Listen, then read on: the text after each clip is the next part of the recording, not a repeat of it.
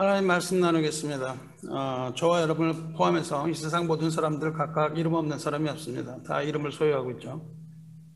사람들은 이름을 아주 소중하게 생각합니다. 얼마나 소중한지 장명가를 찾아가서 장명을 하죠.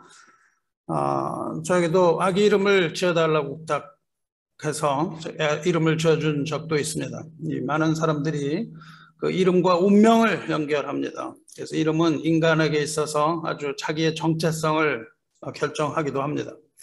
이름을 잘 지어야 되죠. 부모가 이름을 잘못 지어주면 그 아이가 봉변을 당합니다. 제 친구 중에 이름이 호진이라는 친구가 있었어요. 아주 좋은 이름이죠. 호진인데 성이 박이었어요.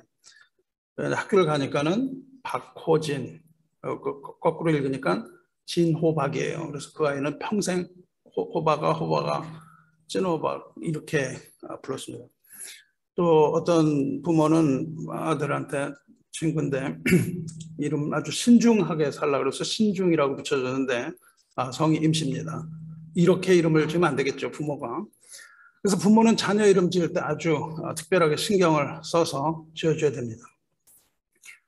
그런데 유대인에게 있어서 이름은 이런 것보다는 훨씬 더 큰 의미를 갖습니다. 그들은 이름을 통해서 사람의 인품이 결정되고 지위와 소망을 드러낸다고 그렇게 생각을 했습니다. 여러분이 성경을 읽으실 때 성경에서 가장 어리석은 사람의 이름이 뭔가요? 성경에서 가장 어리석은 사람 이름은 다윗 시대에 살던 사람인데 이름이 나발입니다. 나발. 완고하고 행실이 악하다. 그렇게 성경에 기록되어 있어요. 아내의 이름은 아비가일이라고 하죠. 다윗의 이름으로 사람을 보내는데 거기에 이제 이름이라는 게 굉장히 중요하게 나옵니다. 사무엘상 25장인데 거기 보면 이름이 굉장히 중요하게 나와요. 다윗의 이름으로 사람을 보냈을 때 이 사람이 어리석게 행동을 해요. 그래서 하마터면 죽을 뻔했었는데 그 아내 아비가일의 지혜로 목숨을 건집니다. 그때 다윗을 보고 아비가일이 나가서 다윗에게 말하기를 남편을 구명을 하려고 하는 거죠. 사무엘상 25장 25절 보면 이렇게 기록되어 있습니다. 원하옵나니 내 주는 이 불량한 사람 나발을 개의치 마옵소서. 그의 이름이 그에게 적당하니 그의 이름이 나발이라 그는 미련한 자니이다. 그래요. 나발이라는 것이 미련한, 나발이라는 이름의 뜻이, 나발의 뜻이 어리석은 자라는 뜻입니다. 그래서 남편이 어리석다고 얘기를 하면서 그 이름이 맞잖아요. 그 이름대로 아주 어리석은 자니까는 생명을 보존해 주세요. 그렇게 부탁을 하거든요. 그러니까 아비가일의 탄원을 들은 다윗이 그를 살려줍니다. 그렇게 이름은 그의 인품을 나타낸다고 생각을 하고 있어요. 그래서 이름을 지을 때 어떠한 중요한 의미를 두고 이름을 짓습니다. 야곱이 태에서 나올 때 쌍둥이 형의 발 뒤꿈치를 붙잡았죠. 못 나가게. 내가 먼저 나간다는 거죠. 그 속에서 그런 생각까지도 할 수 있다는 게 대단하죠. 그렇죠? 아이들이 뱃속에서 나가는 내가 먼저 나가서 내 형이 되겠다. 이렇게 하면서 나가려고 하는 그 형의 뒤꿈치를 딱 붙잡고 못 나가게 했어요. 자기가 먼저 나가려고 했기 때문에 야곱이라는 이름이 주어집니다. 야곱이라는 이름은 발 뒤축을 잡는다는 뜻입니다. 야곱은 미국식 이름으로는 제임스예요. 제임스, 제이크 뭐 이런 사람들 다 야곱입니다. 야곱이라는 이름은 그렇게 발 뒤축을 잡았다라는 뜻의 이름을 붙여줬는데 그 이름대로 평생을 야곱은 사기꾼같이 얍삭한 삶을 살았습니다. 우리가 누구나 자기 자신을 돌아볼 때, 제가 제 자신을 볼 때 참 야곱 같은 삶을 살다. 이런 생각을 많이 해요. 정말 야곱 같다. 우리가 누구나 할 것 없이 말이죠. 우리의 생각하는 걸 보면 참 야곱을 우리는 비난하지만 우리가 얼마나 그 사람을 비난할 수 있는가 하는 삶을 살 수 있습니다. 생각해 볼 수 있습니다. 이렇게 야곱이라는 이름이 그렇게 주어졌죠. 그런데 야복강 나루터에서 하나님과 씨름을 한 후에 그는 이스라엘이라는 이름을 얻죠. 이스라엘은 하나님과 씨름함이라는 뜻입니다. 야곱이 천사와 씨름하여 복을 얻게 되고 새 이름 예루살렘이라는 그 이름을 얻고 그 이름에 걸맞는 삶을 살게 됩니다. 성경을 보면 그 이후에도 야곱이 인간적이거나 이기적인 모습을 보일 때는요, 또 혹은 구원 전의 모습을 볼 때는 여지없이 야곱이라고 불러요. 야곱이라고 부를 때가 있고 이스라엘이라고 부를 때가 있습니다. 언약 백성의 모습이나 또 어떤 그런 고귀한 지위 이런 걸 나타낼 때는 이스라엘이라는 걸 부르고, 인간적인 면이 드러날 때는 야곱 그렇게 부릅니다. 이렇게 어떤 사람에게 새 이름을 붙여준다고 하는 것은 그가 새로운 삶을 살게 되는 것을 의미합니다. 성경에서 특히 그렇습니다. 예수님의 제자 베드로는 원래 이름이 시몬이죠. 예수께서 시몬에게 베드로라는 이름을 주셨습니다. 베드로는 헬라어로 반석, 큰 돌이라는 뜻입니다. 베드로가 시몬이 예수님의 질문에 주는 그리스도요 살아계신 하나님의 아들이니이다 이렇게 고백했을 때 예수님께서 너는 베드로라, 내가 이 반석 위에 내 교회를 세우리니 음부의 권세가 이기지 못하리라 이렇게 말씀하십니다. 베드로가 이 교회를 지탱하는 그런 어떠한 것은 베드로의 고백에 있습니다. 교회는 그렇게 고백하는 고백 공동체예요. 주는 그리스도시요 살아계신 하나님의 아들이니이다 이렇게 고백하는 고백 공동체입니다. 그렇게 급하고 다혈질 같은 성격을 가진 시몬이 후에 예수 그리스도의 수제자가 되어서 베드로라는 이름에 합당한 삶을 살게 될 건 뭐 두말할 필요가 없습니다. 시몬의 이름을 가지고 살았을 때 했던 행동과 말, 그리고 베드로로서 후에 성령 받은 후에 했던 말과 어떤 이런 것들은 우리가 정말 너무 비교할 수 없을 정도로, 뭐 그 후에 베드로가 인문학을 배우고 뭐 영어를 헬라어를 배우고 그랬겠습니까? 성령 충만하여 쓴 그 하나님의 계시의 말씀을 읽게 되면 이 이름이 주는 의미가 얼마나 다른지 이것을 우리는 생각할 수 있습니다. 오늘 우리가 이사야서에서 읽은 본문은 여러분 다 그 대림절 성경 읽기표 읽어가고 계시죠? 그래서 지난 금요일 거죠 이게. 금요일 분이니까 모두 다 읽으셨을 줄로 압니다. 읽지 않으신 분들은 다 자수해서 시말서를 저기다가 제출하시면 좋겠어요. 이사야는 61장에서 이 땅에 오실 메시아에 관하여 예언합니다. 이 땅에 처음 오실 예언자. 그리고 그가 하실 일들에 대해서 예언을 해요. 이사야서 61장 1절에 주 여호와의 영이 내게 내리셨으니 이는 여호와께서 내게 기름을 부으사 가난한 자에게 아름다운 소식을 전하게 하려심이라.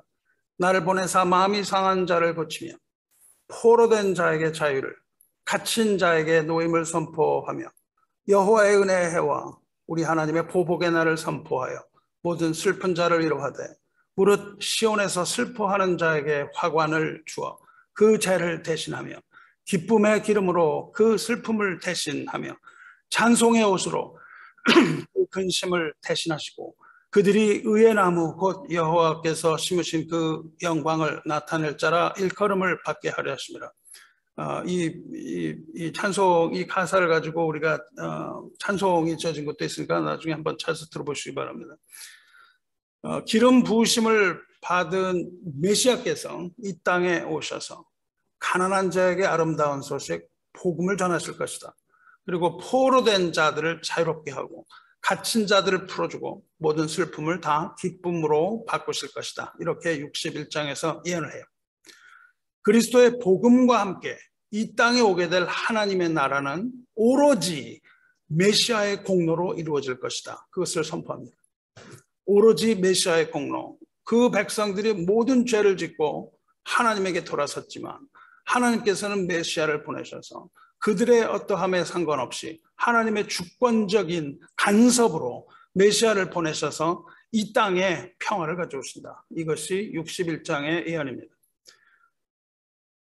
그러니까 메시아께서 이 땅에 오실 그 사실에 대하여 그리고 그가 하실 일에 대하여 61장에서 계시된 후에 이제 62장이 시작되는 거예요. 62장의 1절에 나는 시온의 의가 빛같이 예루살렘의 구원이 횃불같이 나타나도록 시온을 위하여 잠잠하지 아니하며 예루살렘을 위하여 쉬지 아니할 것인지. 여기서 나는 그 앞장에서 말하는 기름 부으심을 받은 자, 즉 예수 그리스도를 말합니다.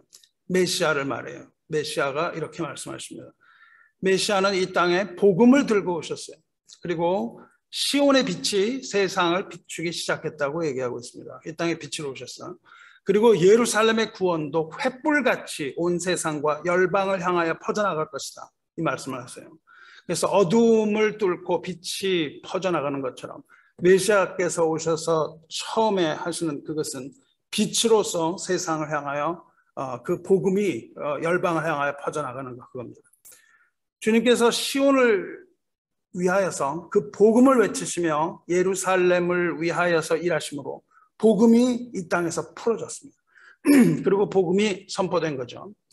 그리고는 2절로 넘어가면 이방 나라들이 내 공의를 뭇 왕이 다 내 영광을 볼 것이요 너는 여호와의 입으로 정하실 새 이름으로 일컬음이 될 것이며 말씀하십니다. 그리고 주님의 뜻을 따라서 이제 마지막 날이 이른다고 말씀하고 계세요. 메시아께서 오시고 이제 마지막 날이 올 것이다. 그리고 마침내 나타날 그 마지막 날은 모든 것이 다 새로워지는 날이 될 것이다. 그렇게 말씀하십니다. 그날, 그 마지막 날에 하늘로부터 새 하늘과 새 땅이 내려오고 하나님께서는 새로운 땅, 하나님의 나라에 새롭게 거듭난 백성을 살게 하신다. 그것입니다. 그때에 모든 이방들이 이스라엘의 영광을 보게 될 것이며 원근 각처에서 수많은 죄인들이 몰려와서 하나님의 이름으로 일컫는 백성이 될 것이다. 이렇게 계시하고 있습니다. 새 하늘과 새 땅이 도래한 후에 거기에 살게 될 하나님의 백성에게는 새 이름이 주어진다. 그 말씀을 하고 계세요. 이제는 새 이름으로 부르심을 받을 것이다. 옛 그 이름을 버리고 새 이름을 받아서 새 이름에 합당한 삶을 살게 될 것이다. 그 말씀을 하십니다. 그때까지 예수께서 공의가 실행되며 구원의 역사가 일어나도록 일할 것이며 성령을 통해서 일하고 계신다. 이 말씀을 하고 계세요. 이것이 무엇입니까? 이것이 바로 새롭게 변화된 교회입니다. 야곱이 이스라엘이 되는 것처럼 새롭게 변화된 교회는 하나님의 아름다운 면류관이 되며 왕관이 될 것이며 하나님의 손 안에서 보호받는 왕관이 될 것이다. 그러므로 구원받은 하나님의 교회는 하나님의 영광이 상징이 될 것이다. 이 이야기를 하셨습니다.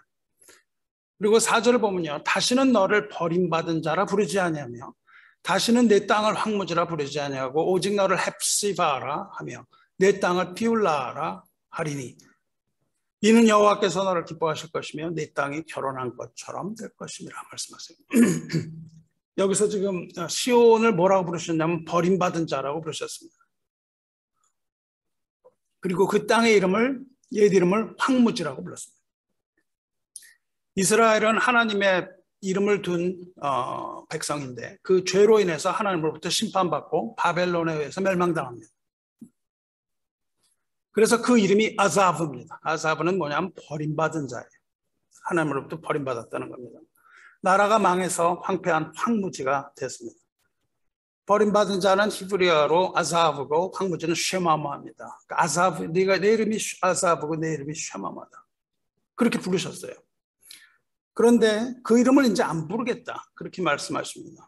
뭐라고 부르시냐면 주어질 새 이름은 헵시바요, 비올라다 그래요. 버림받은 자 아자브가 변하여 헵시바가 되며 황무지 쉐마마가 변하여서 뷸라로 변합니다. 헵시바라는 이름은요. 이름의 뜻이 있겠죠. 그 문자적인 뜻이 뭐냐면 내 기쁨은 그 여자 안에 있다. 내 이름이 그녀 안에 있다. 내 이름이 그 여자 안에 있다. 그리고 뿔야의 문자적 이름은 결혼한 여자입니다. 여기 둘 다 여자가 나오죠. 헵시바와 뿔라 모두 여자입니다. 두 이름 모두 여자를 말해요. 여러 번 걸쳐서 여러분 아시지만 여자는 무엇을 말합니까? 성경에서 여자는 하나님의 백성을 말하고 하나님의 교회를 말합니다. 이스라엘은 하나님과 혼인한 여인으로 상징되고 교회는 어린 양과 혼인하는 신부로 상징이 되는 거예요. 그러니까 헵시바는 뭡니까? 내가 기뻐하는 그녀. 그러니까 하나님이 기뻐하시는 교회. 이렇게 부르시겠다는 겁니다. 이제 비울라 역시 그리스도와 혼인한 여자, 혼인한 신부 이런 뜻이에요. 그런데 혼인을 하긴 했는데요. 비울라가 혼인한 여자이긴 한데 이혼을 당한 여자입니다. 결혼을 했다가 이혼을 당한 여자예요.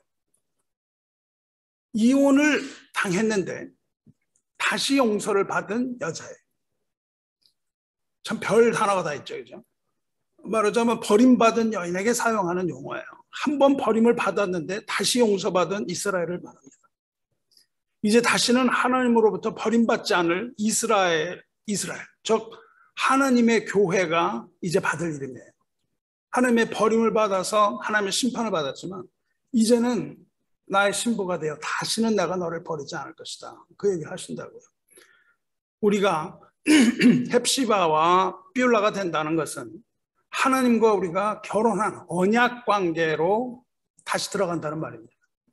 하나님을 거룩함으로 버림을 받은 아담과 하와가 이제 그리스도 안에서 다시 어린 양과 혼인함으로써 영원한 언약의 관계 속에서 하나님 나라에 들어가는 걸 뜻해요.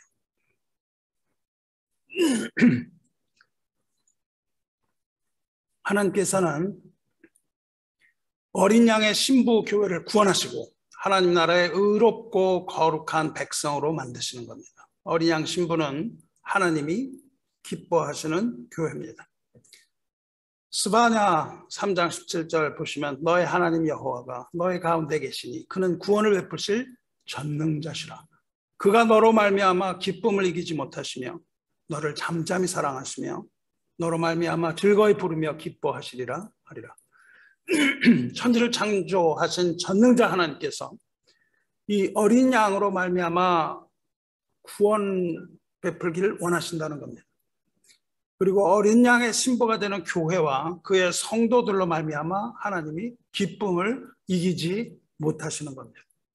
어린 양 신부 교회를 잠잠히 사랑하시면서 즐거이 부르며 기뻐하시는 이것이 얼마나 놀라운 일입니까? 천지를 지으신 하나님이 우리 같은 자를 인하여 기뻐하시는 거예요. 하나님께로부터 돌아섰지만 다시 하나님께 회개하여 앞으로 나온 자들을 하나님께서 기뻐해서 하나님이 노래를 부르신다는 겁니다. 하나님은 이와 같이 남은 자들로 인해서 즐거워하시며 기뻐하실 뿐만 아니라 안식하십니다. 이 새 백성, 하나님의 교회의 이름은 헵시바와 비울라가 됩니다. 교회는 어린 양의 신부로 준비가 되어야 되고 그 이름에 합당한 교회가 되어야만 살아있는 교회입니다. 그렇다면 우리 교회는 어떻습니까? 우리 교회 이름이 뭡니까? 우리 교회 이름은 은혜장로교회입니다. 이 이름을 지을 때 하나님의 은혜를 우리 믿음의 중심에 두고 싶었습니다.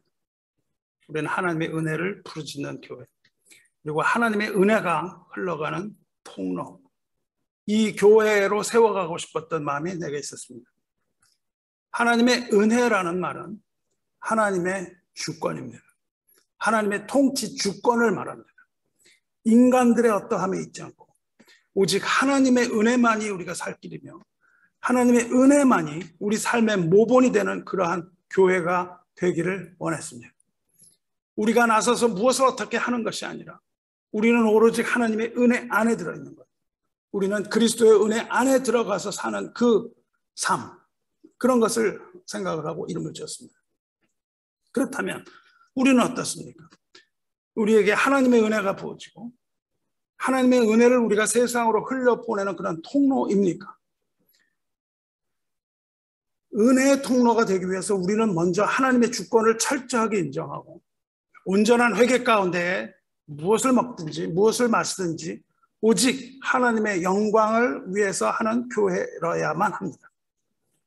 이 생명의 성령의 법이 우리를 자유롭게 하고 공의가 강같이 흐르며 하나님의 사랑이 부어지고 우리가 서로 용서하고 사랑하며 복음의 횃불을 드는 교회, 그런 교회라야 살아있는 교회가 아닙니까? 이름만 있는 교회는 죽은 교회입니다. 우리 교회는 전에 한번 이미 죽은 교회입니다. 오래전에 죽었어요. 이 죽은 교회가 다시 살아나기 위해서는 생명의 성령의 법으로 다시 살아나야 됩니다. 그리고 새 이름을 가져야 됩니다. 이름만 가진 교회는 죽은 교회예요. 여러분, 이게 무슨 일이에요? 우리 교회는 하나님의 은혜 가운데 살아있는 교회입니까? 아니면 아직도 그냥 이름만 가지고 있는 죽은 교회입니까? 오늘 읽은 요한계시록 3장에는 죽은 교회와 산 교회가 나옵니다. 죽은 교회는 4대 교회입니다. 그리고 살아있는 교회는 빌라델비아 교회입니다. 빌라델비아 교회. 3장 1절 보시면 사대 교회의 사자에게 편지하라. 하나님의 7영과 7별을 가지시니가 이르시되 내가 내 행위를 아노니 내가 살았다 하는 이름은 가졌으나 죽은 자로다. 이름은 가졌는데 죽었어요. 이 반모섬에 유배되어 있던 사도 요한은 7교회의 모습을 봅니다. 하나님의 7영과 하나님의 7별을 가지신 7영은 하나님의 성령입니다. 7별은 교회를 맡은 사자입니다. 여기서 사자라는 것은 천사를 의미하기도 하지만 그 교회를 맡은 그 목회자를 말합니다. 성령과 천사를 주관하시는 그 주님께서 이제 사대교회를 책망하십니다. 내가 살았다 하는 이름은 가졌으나 죽은 자로다. 사대교회 이름은 살아있는 교회예요. 살아있는 교회. 근데 거기에 생명이 없다는 겁니다. 이처럼 사대교회는 외적인 형식과 겉모습만 살아있었어요. 영적으로, 실은 영적으로는 죽은 교회라는 겁니다. 영적으로 죽었다는 것은 본질을 잃었다는 것을 말합니다. 사대교회는 외적으로 보기에 풍성하고 번영했어요. 그렇지만, 그리고 교회로서 갖출 것 다 갖춘 것처럼 보였습니다. 하지만 하나님의 기준으로 볼 때 다 헛것이 없고 죽은 교회라는 겁니다. 그것은. 교회 본질이 뭡니까? 교회 본질은 그리스도의 거룩한 신부로서 준비하는 데 있습니다. 그래서 초대교회부터 계속 그렇게 되어 왔어요.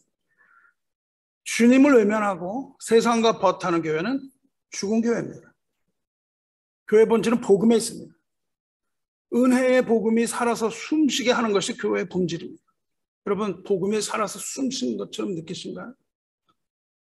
이 복음이 아니라 교리가 만연하면 죽은 교회입니다.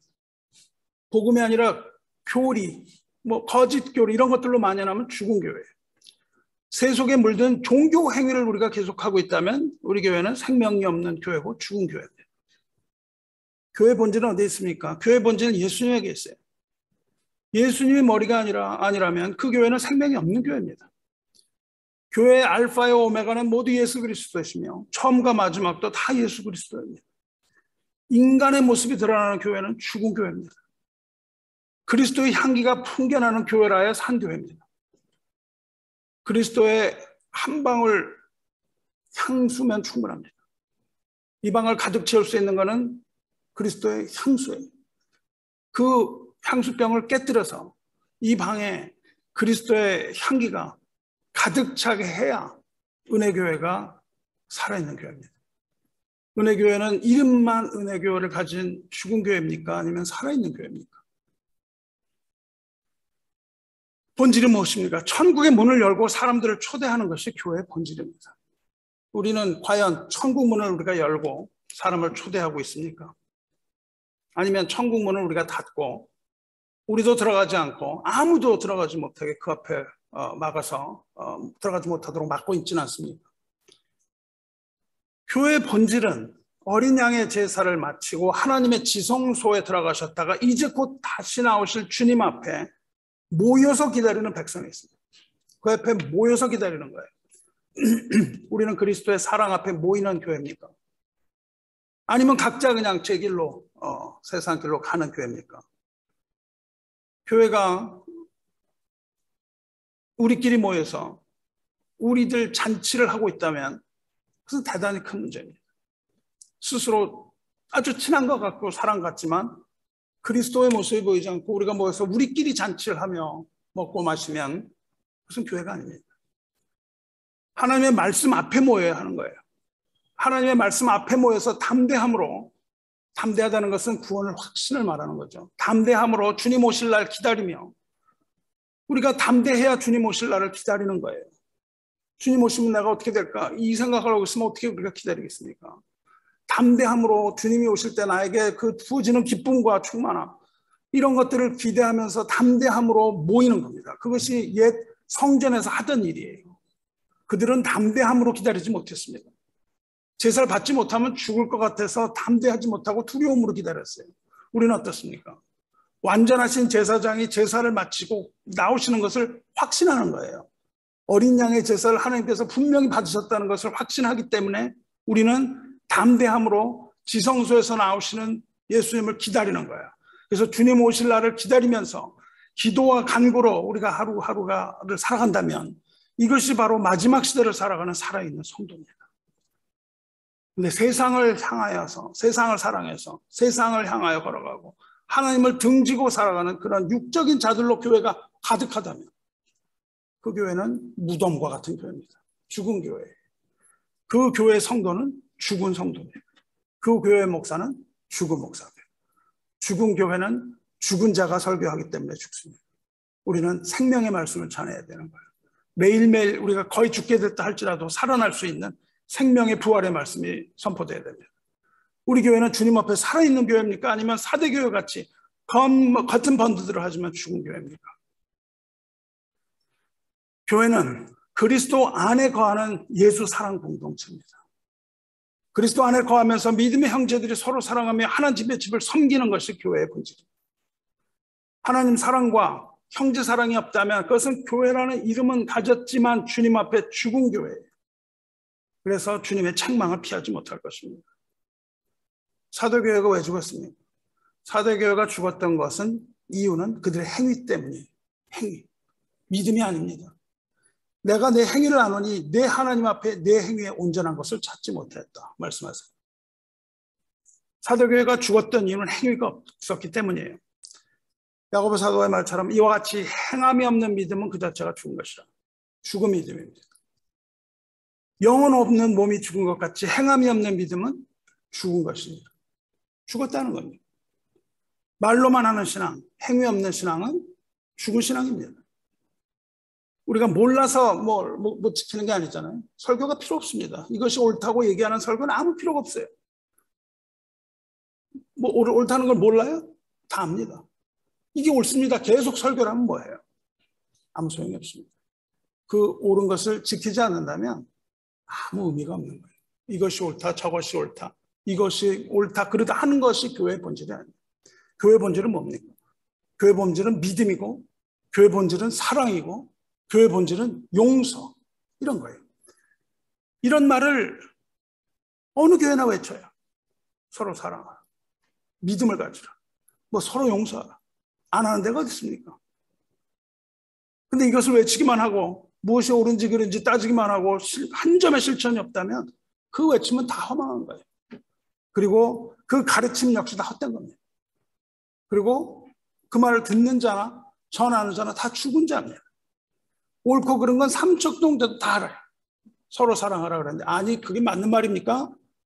누가 사랑하라 그랬어요? 이게 몰라서 못하는 게 아니잖아요. 영혼이 죽었기 때문에 실천할 수가 없는 겁니다. 우리가 사랑하지 못하는 것은 영혼이 이미 죽은 거예요. 그래서 실천하고 싶어도 할 수가 없는 겁니다. 그래서 주님께서는 이런 점에 대해서 이렇게 회개를 촉구하시죠. 2절에 너는 일깨어 그 남은 바 죽게 된 것을 굳건하게 하라. 지금 예수님 하신 말씀은 완전히 죽지 않았다는 겁니다. 죽었다고 얘기를 하셨는데요. 죽음 바로 일보 직전에 있는 거예요. 사대교회가. 그래서 완전히 생명력을 상실한 건 아닙니다.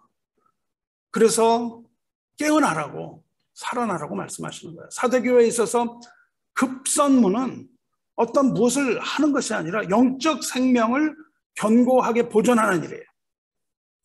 어떻게 죽어가는 교회가 생명을 보존할 수 있겠습니까? 그래서 주님께서 4가지를 명령하세요.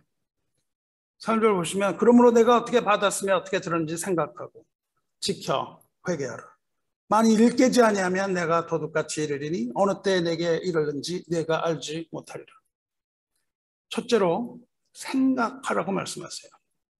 여러분 우리가 생각을 해야 됩니다.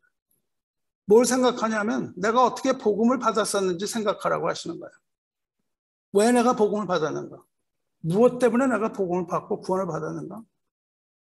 구원을 하신 이유는 무엇인가? 내가 구원 받을 만한 무슨 어떤 이유가 있었는가? 내가 받을 만한 가치가 있는 사람인가? 생각을 해야 됩니다. 사탄에게 생각을 빼앗기면 죽을 수밖에 없어요.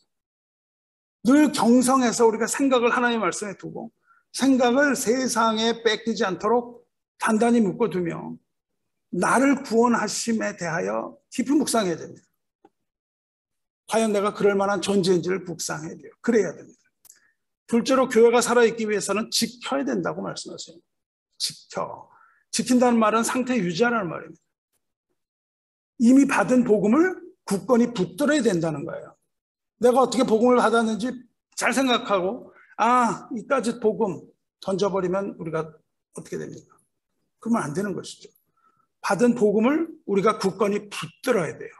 우리 손에서 그 복음을 놓는 순간에 우리는 이미 휩쓸려 가게 되는 겁니다. 세상으로. 복음을 손에서 놓치지 말고 굳게 붙으시길 축원합니다. 이 횃불과 같이 이 복음을 손에 들고 있어야 되는 거예요. 횃불을 손에 들면은 이것은 세상을 비추는 불입니다. 근데 이 횃불을 건초더미에 떨어지면 그건 세상을 불태워버리고 마는 그런 불이 되고 마는 거예요. 여러분이 이것을 복음을 놔버리면요, 그 복음은 세상을 심판합니다. 여러분이 복음을 들고 세상을 향하여 복음을 외치면 그것은 구원의 기쁜 소식이 되는 거예요. 근데 여러분이 이거를 던져버리면은 그 복음은, 동일한 복음이 세상을 심판하고 맙니다. 왜냐하면 회개할 기회가 없기 때문에 그래요. 여러분은 분명하게 이 복음의 횃불을 들어야 됩니다. 복음의 불을 들고 있으려면 치열한 겁니다. 여러분이 치열한 삶을 살아야 되는 거예요. 이 복음을 들고. 그런데 그것을 자유라고 부르시는 겁니다. 그것이 우리가 자유를 얻는 거예요. 그리고 그것이 그리스도 안에서 얻는 기쁨이에요. 이것을 들고 있는 건 고역입니다. 이것은 고역이에요. 내버리고 싶어요. 여러분 이런 거 들고 10분만 있어봐요. 쉽습니까? 고역이에요. 그러나 이걸 놓는 순간 어떻게 됩니까? 세상은 불타버리는 겁니다. 그것으로. 주님께서는 이런 것을 기뻐하시는 거예요. 그래서 주님께서는 기쁨으로 우리의 생각을 지키시는 겁니다. 믿음을 지키시는 거예요. 빌립보서 4장 6절 보십시오. 아무것도 염려하지 말고 다만 모든 일에 기도와 간구로 너희 구할 것을 감사함으로 하나님께 아뢰라. 그리하면 모든 지각에 뛰어나신 하나님의 평강이 그리스도 예수 안에서 너희 마음과 생각을 지키시리라. 우리가 그 생각을 지켜야 되는데요. 무엇이 지켜주십니까?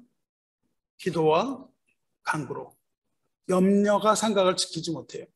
기도와 간구와 그리고 뭐예요? 감사함으로. 하나님께 아랠 때에 하나님께서 평강으로, 평화로서 우리 마음과 생각 지키신다는 거예요. 우리의 마음이 갈등하죠? 갈등할 때 뭘 해야 됩니까? 갈등할 때 기도하고 간구하고 감사함으로 하나님께 아뢰면 하나님께서 뭘 주신다고요? 평화를 주신다고. 마음이 막 갈등이 일어날 때 하나님께서 우리 안에 평화를 주세요. 그리고 평화가 우리 뭘 지켜요? 마음과 생각을 지킨다 그 말입니다. 죽지 않기 위해서 우리가 기도의 끈을 놓지 말아야 되는 거예요. 이걸 놓으면 죽는 겁니다. 두려움을 놔야 돼요. 두려움을 이겨야 돼요. 그리고 감사함으로 나가야 죽지 않는 겁니다. 그러면 하나님의 평강이 우리를 지키실 것이기 때문에 그래요. 우리의 생각을 지켜야 우리 영혼이 죽지 않고 살아난다는 겁니다. 여러분 모두 주님 안에서 생명 얻으시기를 축원합니다. 셋째로 교회가 죽음에서 살아나기 위해 세 번째 말씀하시는 데가 회개입니다. 회개는 돌이키라는 거예요. 단번에 결정적으로 죄에서 돌이키라는 겁니다. 만일 일 깨지 아니하면 내가 도둑같이 이르리니 어느 때에 내게 이르는지 내가 알지 못하리라. 주님의 책망에도 불구하고 교회가 계속 죄 가운데 머물러 있다면 밤에 도둑이 뚫고 들어오듯이 예기치 못할 때 심판이 이를 것이고 교회도 역시 마침내 그 죽음의 상태에서 돌이키지 못하고 깊은 죽음의 늪에 빠지게 되는 겁니다. 교회가 살아남기 위해 주시는 마지막 처방, 일깨우라 합니다. 일깨우라. 너는 일깨어 그 남은 바 죽게 된 것을 굳건하게 하라. 그 남은 바 죽지 않았다고 해야지. 남은 바 죽게 된 것이라고 말씀하세요. 너는 일깨어. 일깨어라는 말은 뭐냐면 be careful. 조심하라는 겁니다. 너는 조심하라. 사대는 이 난공불락에 도시였어요. 그런데 경계를 태만하게 했어요. 그래서 두 번에 걸쳐서 그 외세에 침략을 당합니다. 이 당장 눈에 보이는 어려움이 없었기 때문에 그래요. 당장 눈에 보이는 어려움이 없어도 교회가 살아남기 위해서는 항상 깨어있고 조심해야 됩니다. 마귀의 괴계를 이기고 환난 날에 승리하기 위해서 교회는 영적으로 무장해야 됩니다. 그리고 그리스도의 재림에 대비하여 신부의 순결을 지키면서 늘 긴장 속에 깨어 있어야 됩니다. 한 손에는 복음을 들고 또 한 손에는 예수 그리스도의 이름을 들고 은혜에서 떨어지지 않게 조심하시기 바랍니다. 선줄로 생각하는 자는 넘어질까 조심하라 말씀하셨어요. 주님께서는 늘 깨어서 경계하라고 말씀하셨습니다. 우리 교회 성도는 졸지 말고 세상에 휩쓸리지 말고 깨어서 주님을 기다리는 순결한 신부로 준비되시기를 주님의 이름으로 축원합니다.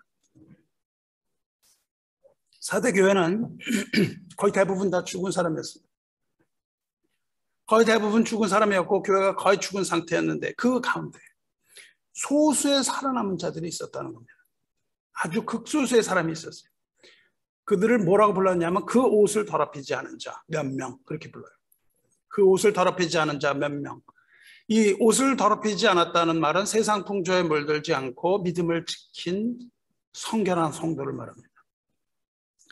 4대 교회의 문제는 순결에 관한 문제였습니다. 그것은 단순히 도덕적인 타락이나 혹은 성적인 분란이나 그걸 말하는 게 아니라 이 생명을 잃을 정도의 배도를 말하는 겁니다. 주님을 배신하는 영적인 간음을 말하는 거예요. 여기서 옷을 더럽히지 않은 자 몇 명 이렇게 번역을 했습니다. 맞는 말입니다. 옷을 더럽히지 않은 자 몇 명인데 그 몇 명의 헬라어가 올리가 올리마타라고 되어 있습니다. 올리가 올리마타는 이름이라는 뜻이에요. 그러니까 문자적으로 옷을 더럽히지 않은 이름을 가진 자 몇 명 이겁니다. 옷을 더럽히지 않은 이름. 주님께서 이름을 얼마나 귀하게 생각하신지 알 수 있습니다. 좀 바라기는 이런 걸 조금 이럴 때는 좀 직역을 하는 게 좋다고 생각을 해요. 왜냐하면 여기에 흐르는 그 내용 중에 하나가 이름이라는 것이 키워드로 흐르고 있거든요. 하지만 의미는 그렇습니다. 이 옷을 더럽히지 않은 사람들의 이름, 그것이 바로 주님과 동행하기 합당한 이름이라고 말씀하시는 거예요.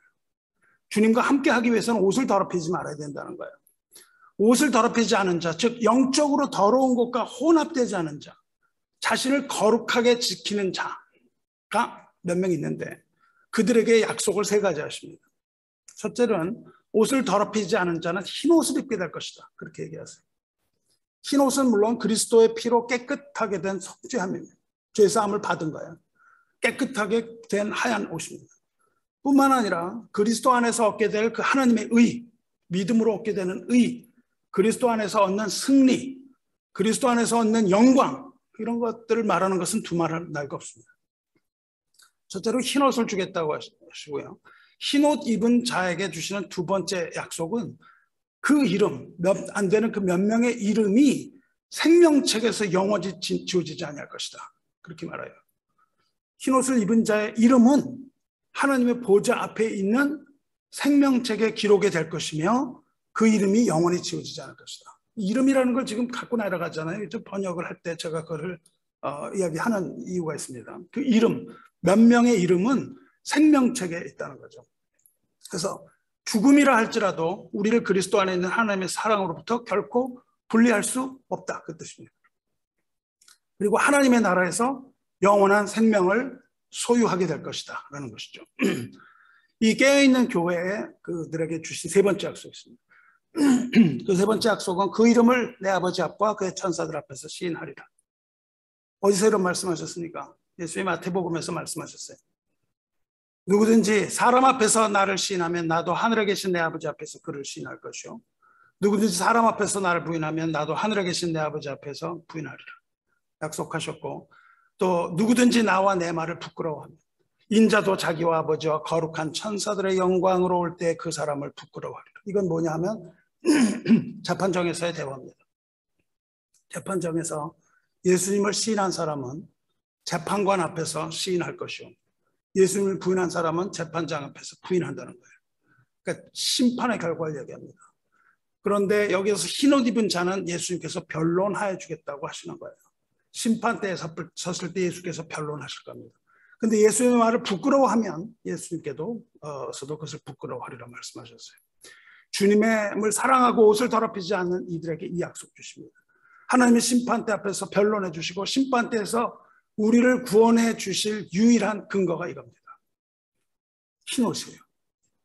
이것은 또 우리 천국의 시민권을 확증해주는 하나님의 표입니다. 그리스도인이라는 이름만 우리가 가지고 있습니다. 허울 좋은 그리스도인인 겁니다. 이름은 믿음으로 깨어서 마지막을 준비하고 믿음의 순종함으로 주님께서 인정하고 우리를 시인하여 주시는 그런 하늘 백성의 삶을 누리시기를 주님의 이름으로 축원합니다. 우리가 제 아무리 애를 쓰면 뭐합니까? 주님께서 시인하시지 않으면 아무 소용이 없는 거예요. 주님께서 우리에게 흰 옷을 입혀주시지 않으면 아무 소용이 없습니다. 이 사대 교회만 책망을 받은 게 아닙니다. 7 교회에 말씀하시는데 칭찬받은 교회가 딱 2 군데밖에 없어요. 5 군데가 모두 다 책망을 받습니다. 그만큼 적다는 거예요. 그때가 주님이 승천하시고 뭐 얼마 되지도 않았을 때 그렇게 그냥 5 교회가 확 무너집니다. 근데 지금 2000년이 지났습니다. 교회가 굉장히 많은 것 같은데 어떻게 보세요? 과연 우리 교회는 주님 앞에 이게 살아있는 교회인지 점검해 봐야 됩니다. 그리고 주님의 책망이 있다면 곧바로 즉시 돌아서야 됩니다. 일깨어 죽게 된 말을 굳건하게 하라 말씀하신 대로 하고 생각해야 하고 회개하고 일깨어 지켜야 됩니다. 그렇지 않으면 주님께서 도둑같이 호련하게 임하실 때 우리 이름을 생명책에서 지우시고 우리 이름을 시인하지 않겠다고 말씀하시는 거예요. 그런데 반대로 사대교회와 달리 필라델피아 교회는 주님의 칭찬됐습니다. 필라델피아 교회하고 서머나 교회 2개만 칭찬을 들어요. 필라델피아 교회는 어떻게 주님 칭찬 들을 수 있었습니까? 필라델피아 교회는 능력이 없는 교회였어요. 능력이 없었습니다. 능력이 별로 나타나지 않는 교회인데 그 조그만 능력을 가지고 주님의 말씀을 애써 지켰다. 그렇게 말씀하세요. 능력이 큰 교회가 아니라 주님의 말씀을 지키는 교회. 어떤 다른 것보다도 주님의 말씀에 귀를 기울이고 매일매일의 삶 가운데 주님의 계명과 주님의 말씀을 지켰다. 그러므로 그들은 주님의 이름을 부인하지 않았다는 겁니다. 우리가 주님의 계명을 부인하는 것은 주님의 이름을 부인하는 거예요. 우리 이름이 바로 우리입니다. 그렇죠? 누가 날 부르면 그게 바로 나잖아요. 주님의 이름은 뭡니까? 주님 자신을 말하는 거예요. 주님의 말씀을 벗어나는 것을 우리는 변절이라고 부르고 배도라고 부릅니다.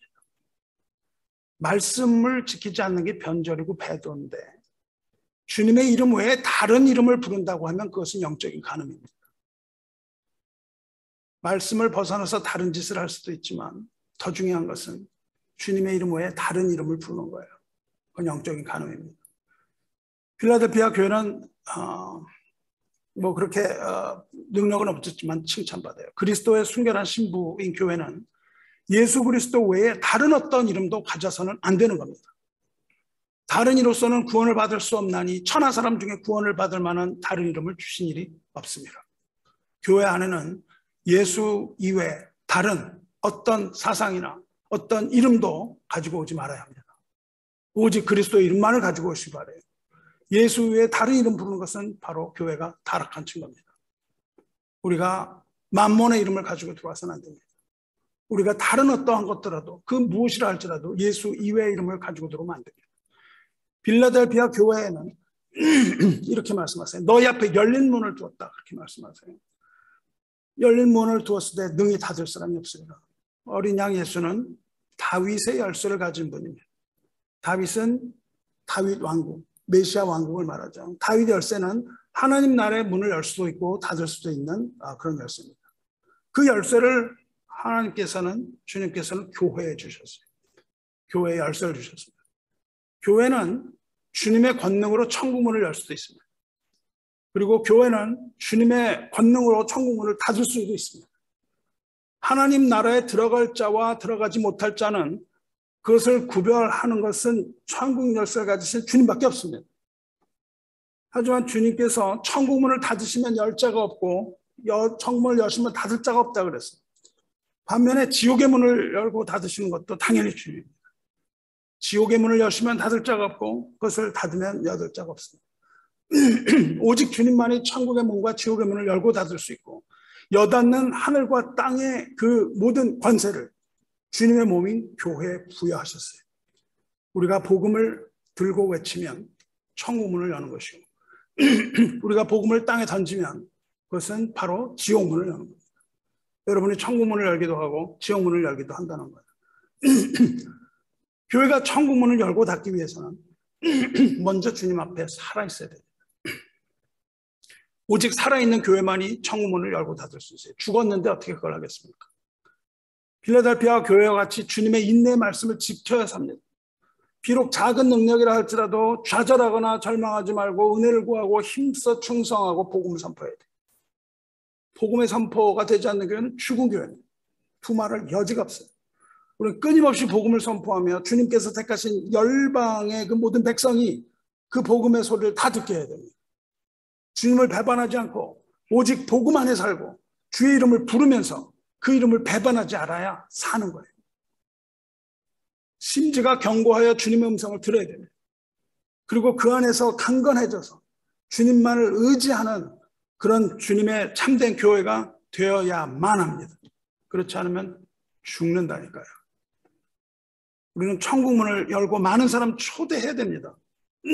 그렇지 않은 자에게 화가 있습니다. 예수님께서 말씀하셨어요. 화 있을진저 외식하는 서기관들과 바리새인들이에요. 너희는 천국 문을 사람들 앞에서 닫고 너희도 들어가지 않고 들어가려 하는 자도 들어가지 못하게 하는도다 말씀하십니다. 책망하십니다. 우리는 외식하지 말아야 되는 겁니다. 겉으로만 크리스찬인 교회는 천국 문을 닫아버리는 교회예요.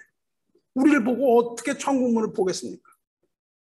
우리가 천국 문을 계속 잠그고 있는 거죠. 우리도 들어가지 못하는 거예요. 그리고 사람들도 들어가지 못하게 막는 겁니다. 영적으로 죽은 교회이기 때문에. 성도 여러분, 살아있는 교회는 주님의 이름으로 천국 문을 열고 닫을 수 있는 권세가 있습니다. 저와 여러분 어떻습니까? 우리 살아있는 교회인가요? 아니면 살아있다는 이름만 가진 교회인가요? 화 있을진저 외식하는 서기관들과 바리새인들이여, 너희는 교인 한 사람을 얻기 위하여 바다와 육지를 두루 다니다가 생기면 너희보다 배나 더 지옥 자식이 되게 하는도다. 죽은 교회는 성도를 모으기 위해 온갖 수단을 다 동원하는 거예요. 얼마나 나이스하게 보이려고 합니까? 새신자고 뭐 얼마나 웃으면서 우리 교회 다니세요 해요. 이렇게 죽은 성도를 모으면 무엇이 득이 있습니까? 교회가 죽은 자로 가득하면 그게 무슨 교회예요? 교회가 무슨 멋진 프로그램을 해가지고 아주 프로페셔널하게 뭐 하면서 행사를 하고, 하지만 정작 중요한 하나의 말씀이 없다면, 우리의 말씀이 없다면, 우리의 혼과 영과 관절과 골수를 찔러 쪼개고 우리 마음의 생각과 뜻을 판단할 그 하나님의 말씀, 살아있고 활력이 있어서 좌우의 날선 어떤 것보다도 예리하여 우리를 쪼개는 그 하나님의 말씀이 없다면 그 교회는 죽은 교회. 이미 수술받지 못하고 죽는 거예요. 그저 우리의 욕망만을 부채질하는 그 헛된 일만 난무하는 교회. 그렇다면 이미 수많은 천국 문을 닫는 그 교회와 우리가 다를 게 뭐가 있냐는 거예요. 사대교회처럼 죽은 교회라는 겁니다. 우리 교회는 어때요? 여러분은 말씀을 목숨과 같이 소중하게 여깁니까? 온 힘과 뜻과 생명을 다해서 하나님의 말씀 앞에 서기를 원합니까? 말씀이 점점 희미해져 가는 교회는 점점 꺼져가는 촛불과 같습니다. 그건 아주 쉽게 꺼져가는 거예요. 이렇게 말씀이 점점 희미해져 가는 교회는 점점 박동이 늘어지고 있는 먹기 직전의 심장과 같은 거예요. 생명의 불씨가 꺼져가고 있는 겁니다. 한번 보시기 바랍니다. 우리 교회가 과연 하나님의 말씀에 목말라하고 하나님의 성령에 배고파하는가? 여러분 자신을 보세요. 화 있을진저 외식하는 서기관들과 바리새인들이요, 회칠한 무덤 같으니 겉으로는 아름답게 보이나 그 안에는 죽은 사람의 뼈와 모든 더러운 것이 가득하다. 무덤을 아무리 거치장 잘한다 할지라도 그 속에는 썩은 시체가 풍기는 냄새가 진동한다는 겁니다. 겉으로 아무리 거룩한 척하면 뭐합니까? 죽은 교회는 죽은 무덤과 같다는 거예요. 그 겉은 회칠을 해서 이런 걸 칠했기 때문에 아주 하얗고 깨끗해 보이지만 그 속에 온갖 은밀한 죄들로 가득하고, 겉으로 우리가 하나님 찬송하고 노래 부르는 것 같지만 속으로는 형제를 미워하고 형제를 판단한다면 우리 영혼은 이미 신음 가운데 죽어가 있는 그런 영혼이 아니고 무엇이겠습니까? 이와 같이 너희도 겉으로는 사람에게 옳게 보이되 안으로는 외식과 불법이 가득하다. 이렇게 책망하십니다. 겉으로 옳아 보이지만 속으로 외식과 불법이 가득하다면 우리는 죽은 교회입니다. 그래서 아주 심각한 일이 아닐 수 없어요. 주님의 책망이 있을 것입니다. 하지만 우리의 능력에 상관없이 작은 능력이라 할지라도 주님의 말씀을 지키고 주님의 이름을 지킨 그 빌라델피아 교회는 주님의 칭찬과 함께 주님의 위로를 받습니다. 그리고 약속을 받아요. 주님의 약속은 첫째로 내가 너를 사랑하는 줄 알게 하리라, 그 말입니다. 세상으로 하여금 내가 너를 사랑하는 줄 알게 하리라. 끝까지 인내하고 견디는 그 살아있는 교회는 주님의 사랑에서 끊어질 수 없는 교회이기 때문에 주님이 사랑하심을 마귀 대적 마귀에게 알게 하신다는 겁니다. 내가 이 교회를 사랑한다고 하나님이 알게 하신다는 거예요. 그리고 이 교회가 나의 소유라는 것을 온 천하에 알게 하신다는 겁니다. 두 번째 약속은 10절에 내가 나의 인내의 말씀을 지켰은즉 내가 또한 너를 지켜. 하나님을 지키신다는 겁니다. 우리가 하나님을 지키는 것이 아니에요. 하나님이 우리를 지키시는 겁니다. 내가 나의 인내의 말씀을 지켰은즉 내가 또한 너를 지켜 시험의 때를 면하게 하리니 이는 장차 온 세상에 임하여 땅에 거하는 자들을 시험할 때라. 둘째 약속은 시험의 때를 면하게 하는 거예요. 시험의 때를 면하게 한다는 게 환난을 당하지 않는다는 뜻이 아닙니다. 하나님의 자녀에게는 고난이 따른다고 말했어요. 그렇지만 하나님의 순종하고 그 말씀을 지키고 그 이름을 지키는 성도는 비록 사탄의 가시 때문에 사탄의 가시로 말미암아 고난 받을지라도 주님께서 재림하시는 그날에 진노의 심판을 면하고 구원하게 하신다는 거예요. 살아있는 성도는 이 믿지 않는 자들에게 임하는 그 하나님의 진노와 시험과 심판을 면할 것이라고 약속하시는 거예요. 셋째로는 속히 말이라고 말씀하십니다. 비록 고난을 당할지라도 그 고난이 견딜 만한 것이라는 겁니다. 주님의 기다리는 자에게 주시는 위로와 약속의 말씀. 네 번째로 면류관 주겠다고 하셨어요. 그리고 면류관을 아무도 뺏지 못할 것이다.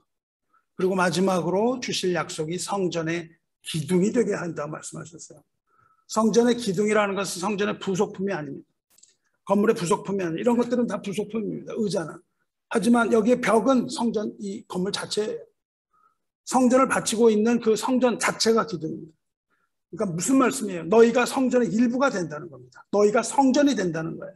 다시는 하나님이 계시는 성전을 너희가 떠나지 않을 것이라는 희망의 말입니다. 여기에서 벽을 빼고 나면 뭐가 남겠습니까? 여기에 있는 의자들은 하나님이 다 빼가실 수 있습니다. 하지만 이 벽은 무너뜨리지 않으신다는 거예요. 그 기둥은 무너뜨리지 않으십니다. 너희가 그 기둥이 될 것이라는 거예요. 너희가 교회 자체가 될 것이라는 겁니다. 여러분 교회를 다니지 마세요. 부속품으로 다니지 말라고요. 여러분이 부속품입니까? 언제나 하나님이 빼버릴 수 있는 부속품이에요? 아닙니다. 여러분의 교회예요. 교회가 돼야 되는 거예요. 그것도 살아있는 교회가 돼야 됩니다. 하나님의 집, 하나님의 계신 그 성전을 떠나지 않고 영원히 있을 것이라는 영생의 말씀이에요. 우리가 하나님의 집에 있을 때 하나님의 집이 아니고 하나님의 집에 다니는 사람들, 교회 다니는 사람들은 다 쓸려가고 맙니다. 건물 자체가 돼야 돼요. 그래야 그 자체의 끝까지 남아있는 겁니다. 그런데 그 건물을 기둥이 되게 할 뿐만 아니라 그 건물에 이름을 3개 새기겠다고 말씀하십니다. 너희가 성전의 건물이 될 것인데 건물에 이름을 3개 새기겠다. 3가지 이름을 새기십니다. 첫 번째로는 하나님의 이름을 새기고 두 번째로는 첫째로는 하나님의 이름입니다. 하나님의 이름이라는 건 뭘 말합니까? 내 거야 그 말입니다. 내 거야. 하나님의 소유가 된다는 뜻이에요. 둘째로는 뭡니까? 하나님의 성, 하늘에서 내려오는 새 예루살렘의 이름이에요. 새 예루살렘, 하나님의 도성, 새 예루살렘의 이름이 새겼다는 건 뭘 말합니까? 승리한 자들이 예루살렘의 시민권을 가진다는 겁니다. 그 성전의 시민권을 가진 예루살렘이니까요. 그러니까 우리는 천국에 살면서 천국을 떠나지 않는 영원한 생명을 가진 사람들이에요. 이 땅에서는 우리가 비록 나그네 살지만 천국에서는 기둥이 돼요. 영원한 안식을 누리는 겁니다. 이 땅에서는 우리는 그저 접었다 폈다는 텐트에 불과해요. 오늘 내일 텐트를 접어야 됩니다. 그리고 우리는 성전의 기둥이 되는 거예요. 절대적인 하나님의 약속이에요. 세 번째 이름을 주는데 세 번째 이름은 나의 새 이름입니다. 주님의 새 이름, 그리스도의 새 이름. 그리스도의 이름이 알려지지 않은 이름이 있는 거예요. 아직 우리가 모르는 이름이 있습니다. 모든 흑암의 권세를 깨뜨리고 정사와 권세를 통치하시는 그 다스리는 그 절대 주권을 가지신 이름, 그렇지만 아직 알려지지 않은 그 이름, 그 영원한 이름이 우리 위에 세워진다는 겁니다. 성전의 이름을 새긴다 하면 새긴 자와 새김을 받은 자가 하나 되는 걸 말해요. 끝까지 우리가 믿음을 지키면 믿음을 지킨 자에게 하나님의 이름과 새 예루살렘의 이름과 주님의 새 이름, 이 새 이름을 주셔서 더 이상 이름이 바뀔 필요가 없는 영원한 이름이 된다는 겁니다. 주님께서 더 이상 바꿀 필요가 없게 되는 거예요. 사랑하는 성도 여러분, 우리가 주님을 위해서 수고하고 눈물을 흘리고 새 속에 물들지 않으려고 발버둥을 칠 때에 주님께서 우리를 지키시는 겁니다. 우리를 그때 은혜를 베푸시는 거예요. 우리는 치열한 삶을 살며 발버둥 치는 삶을 살아야 됩니다. 우리의 편안한 침대 속에 들어가서 살면 안 되는 겁니다. 우리 교회의 이름이 은혜교회이므로 우리는 주님께 충성해야 돼요. 그리고 우리는 영광스러운 주님 나라를 바라며 그 주님 나라의 기둥으로 우리가 완성되는 그날까지 인내해야 돼요. 그리고 주님의 오심을 기다리는 이 복된 성도가 되시기를 주님의 이름으로 축원합니다. 주님께서 우리를 헵시바, 뷰라라고 보세요. 그리고 말씀하십니다. 신랑이 신부를 기뻐함 같이 내 하나님이 너를 기뻐하시리라. 비록 버림을 받은 듯 했으나, 비록 죽은 듯 했으나, 회개하고 돌아선 그 순결한 처녀처럼 그리스도의 순결한 신부인 교회는 하나님을 기쁘시게 한다는 겁니다. 그렇게 살아난 교회에게 이렇게 말씀하세요. 예루살렘이여, 내가 너의 성벽 위에 파수꾼을 세우고 그들로 하여금 주야로 계속 잠잠하지 않게 하느니라. 너희 여호와로 기억하시게 하는 자들아, 너희는 쉬지 말며 또 여호와께서 예루살렘을 세워 세상에서 찬송을 받게 하시기까지 그로 쉬지 못하게 하라. 구원받은 살아있는 교회는 성벽 위에 파수꾼입니다. 영적으로 살아있는 하나님의 교회는 주님 오실 그날까지 잠잠하지 말아야 되고 복음을 외치며 충실하게 자기 임무를 수행해야 됩니다. 여호와를 잊지 않게 하기 위하여 그 백성에게 그의 이름, 즉 모든 것 다 드러나게 하신 하나님의 이름을 찬양하고 선포하는 것이 살아있는 교회의 몫입니다. 이렇게 살아있는 교회 되시기를 주님의 이름으로 축원합니다. 이사야서 62장 읽은 거가 우리 7절까지 읽었는데 그 밑에 쭉 읽으면 12절에는요. 헵시바와 뷰라가 어떤 이름이 되는가, 그리고 새 교회가 받을 이름이 무엇인지가 거기에 나와요. 교회가 받을 새 이름은 거룩한 백성, 여호와의 구속하신 자, 찾은 바 된 자, 버림받지 않은 성읍입니다. 62장 12절에 있어요. 예수님의 이 대속적인 죽음은 우리가 버림받은 자가 아니라 찾은 자고 구속된 자요, 거룩한 백성이고 버리지 않는 성읍이 되게 하셨습니다. 이 모든 이름은 하나님과 회복된 백성에게 주신 이름입니다. 끝까지 살아남은 자입니다. 헵시바와 뷰라와 거룩한 백성, 구원받은 자, 새로 찾은 자, 새 하늘과 새 땅의 이름으로 사시기를 축원합니다. 말씀 맺겠습니다. 사대교회는 조직이 있었습니다. 교회가 조직이 중요한 게 아닙니다. 조직이 있었다 할지라도 또 그 어떤 외향적으로 보이는 모든 것들이 다 있었다 할지라도 사대교회는 영적으로 죽은 교회였습니다. 그리고 하나님의 책망을 받았습니다. 참 그리스도인의 정체성을 잃어버리고 우리가 변화도 없이 하루하루 살아간다면 우리 교회가 아무리 아름다운 교회고 아무리 체계가 잘 서 있는 교회라 할지라도 그것은 죽은 교회입니다. 그렇게 살아간다면 오히려 그것이 부패돼서 썩어가는 부위를 숨기는 일입니다. 겉으로, 속에 썩는 걸 겉으로 숨기는 거예요. 그리고 결국은 영원히 소생할 수 없습니다. 그 치부를 드러내야만 살 수 있습니다. 여러분의 치부를 드러내야 됩니다. 일깨어 그 남은 바 죽게 될 것을 굳건하게 하라 말씀하십니다. 우리가 복음을 어떻게 받았는가 생각하시고 복음을 어떻게 들었는가 생각하며 지켜서 회개하시기 바랍니다. 그때 주님께서 우리를 지키신다고 약속하셨어요. 옷을 더럽히지 않으므로 생명책에 저와 여러분의 이름이 선명하게 기록되고 인내의 말씀을 지킴으로써 우리가 성전의 기둥이 되고 그 위에 하나님의 이름과 새 예루살렘의 이름과 주님의 새 이름이 새겨지게 되기를, 그렇게 하여 주님이 영원히 나오지 않는 그 주님의 성전이 되시기를 우리 주 예수 그리스도 이름으로 간절히 기원합니다. 우리 함께 기도하겠습니다. 은혜로우시며 자비로우신 하나님 아버지, 하나님의 거룩하고 존귀하신 이름을 찬양합니다. 찬양받기에 합당한 이름을 가진 그 주님의 거룩한 이름이 땅바닥에 버려짐을 보고도 분노하지 않는 교회와 그에 합당한 일에 나서기를 게을리하며 평안하다 평안하다 스스로를 자위하며 일어나기를 두려워하는 이 세대가 하나님 앞에 죽은 세대임을 우리가 알진대 우리 은혜 장로교회와 이 교회에 속한 모든 관석들의 눈을 밝혀주셔서 영의 세계를 바라보게 하여 주시기를 원하옵나이다. 어리석고 게으른 종이나 하나님의 말씀을 가감없이 전할 때에 지쳐 쓰러지지 않도록 주님의 강한 팔로 붙들어 주시고 모든 환난에서 건지시며 마지막 때를 살아가는 성도가 때를 분별하여 영을 분별할 수 있도록 성령의 은사를 하늘로부터 부어주사 이 세대를 일으키시옵소서. 깊은 절망의 수렁에 빠진 자 구원하시고 넘어진 자 일으키시고 슬픔에 빠진 자에게 기쁨을 주시고 소망을 이룬 자에게 예수 그리스도의 이름을 주시옵소서. 오직 우리 주 예수 그리스도만이 우리의 산소망이시오니 살아계셔서 역사하시는 하나님의 흔드심을 따라 이 세상이 흔들릴 때 우리는 두려워 떨지 아니하며 오직 주님의 평안과 안식의 나날들을 주셔서 주께서 우리를 사랑하시는 줄 알게 하시고 주 앞에서 온전한 행위로 말미암아 사대교회와 같이 죽은 교회가 아니라 작은 능력으로도 하나님의 말씀을 지키고 배도하지 아니하는 빌라델피아 교회가 되어 주님 오시는 날 담대히 기다리며 신부로 준비되는 은혜 장로교회 될 수 있도록 신이 역사하여 주시옵소서. 이름에 걸맞도록 주님의 은총과 은혜가 가득한 교회 되기를 구하며 신묘막측한 복음의 주인이 되시는 우리 주 예수 그리스도의 거룩한 이름으로 기도드리옵나이다. 아멘.